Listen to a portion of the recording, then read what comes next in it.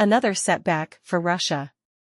In a January 1st social media update, Ukrainian President Volodymyr Zelensky emphasized the cessation of gas transit through Ukraine as a notable disadvantage for Moscow amid the ongoing conflict. No renewed gas transit contract. In December, Ukraine announced it would not renew a contract with Russia to transport Moscow's gas to European markets via Ukraine's older Soviet-era pipelines. As a result, gas transit via those pipelines stopped on January 1, 2025. "We won't allow them to earn additional billions off our blood," Zelensky stated in early December after he announced that his government made the decision to end Russian gas transit through Ukraine, according to the New York Times. Today's top coupons and deals: 15% off Bookbinder's Design. Bookbinder's Design promo code. The end of Russian gas transit through Ukraine was part of a larger plan meant to help the larger war that Kiev and its allies are fighting against Moscow as they work to move the European continent away from reliance on Russian gas. When Putin was handed power in Russia over 25 years ago, the annual gas pumping through Ukraine to Europe stood at over 130 billion cubic meters, Zelensky said in his January 1 message on Telegram, according to the Kyiv Independent.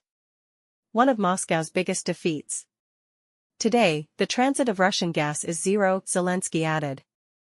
This is one of Moscow's biggest defeats. Turning energy into a weapon and cynical energy blackmail of partners is what deprived Russia of its most attractive and geographically accessible market.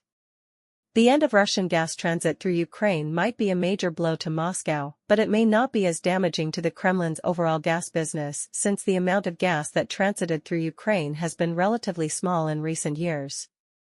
According to Reuters, the 5-year gas transit deal that just ended only saw roughly 15 billion cubic meters of gas transit through Ukraine in 2023. The New York Times reported that at its peak, Russian gas accounted for 40% of Europe's important gas consumption. However, once Russia invaded Ukraine, that number fell by a lot, thanks to sanctions. The Urengui-Polmari-Uzhgorod pipeline was developed under the Soviet Union, and it transports gas from Siberia to Europe through Ukraine via the border city of Sudzha in Kursk, which is currently under the control of Ukrainian forces. "We stopped the transit of Russian gas. This is a historic event," the Ukrainian Energy Minister German Galashchenko said in a statement, according to Reuters. "Russia is losing its markets, it will suffer financial losses."